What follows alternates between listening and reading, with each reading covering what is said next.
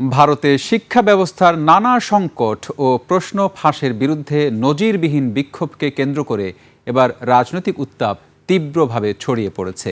ব্যঙ্গাত্মক রাজনৈতিক platform cockroach জনতা party সিজেপির নেতৃত্বে গড়ে ওঠা এই আন্দোলনকে বিদেশি শক্তির উস্কানি ও ভারত বিরোধী চক্রান্ত বলছে ক্ষমতাসীন বিজেপি। আর ককরোচকে সমর্থন করছে ইন্ডিয়া জোট ও কংগ্রেস। বিশ্লেষকরা বলছেন তেলাপোকা পার্টির উত্থান নরেন্দ্র মোদী সরকারের জন্য এবার একটি নতুন চ্যালেঞ্জ। বিস্তারিত আফসানা নীলার রিপোর্টে।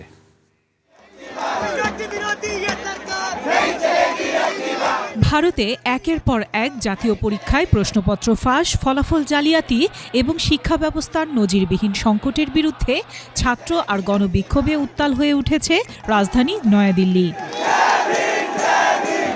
দেশটির প্রধানমন্ত্রী নরেন্দ্র মোদী ও ক্ষমতাসীন বিজেপি প্রশাসনের বিরুদ্ধে সামাজিক যোগাযোগ মাধ্যম ছাপিয়ে দেশব্যাপী তোলপাড় শুরু করেছে তরুণদের সৃষ্ট ব্যঙ্গাত্মক আন্দোলন ককরোচ জনতা পার্টি সিজেপির কর্মসূচি। মূলত বেকারত্ব, শিক্ষা ব্যবস্থায় দুর্নীতি এবং উচ্চপদস্থ বিচারকের ককরোচ মন্তব্যের প্রতিবাদে শুরু হয় এই আন্দোলন।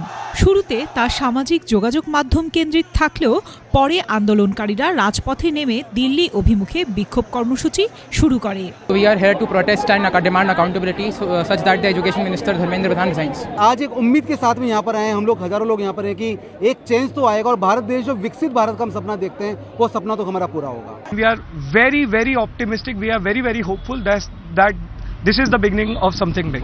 বিক্ষোভে ছাত্রছাত্রী ও অভিভাবকদের পাশাপাশি বামপন্থী দল এবং বিভিন্ন সামাজিক সংগঠনের কর্মীরা অংশ নেন।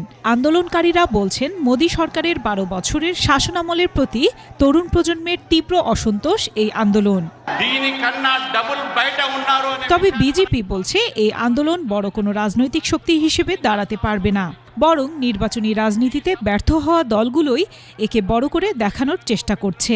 একই সঙ্গে বিক্ষোভে ব্যবহৃত স্লোগানগুলো দেশবিরোধী কিনা তাও খতিয়ে দেখা হচ্ছে। এদিকে ককরোচ জনতা পার্টি বা সিজেপির আন্দোলন উপেক্ষা না করে তাদের পাশে দাঁড়ানো জরুরি বলে মনে করছেন বিরোধী ইন্ডিয়া জোটের কোনো শরিক। জোটের পক্ষ থেকে বলা হয়, সঙ্গত কারণেই ভারতের তরুণ প্রজন্ম এখন হতাশ। ইন্ডিয়া জোট তাদের দাবিকে সমর্থন করবে। কংগ্রেস নেতা রাহুল গান্ধীও সেই যুক্তি মেনে নিয়েছেন। আফসানা নীলা, ডেস্ক রিপোর্ট, 21 টেলিভিশন।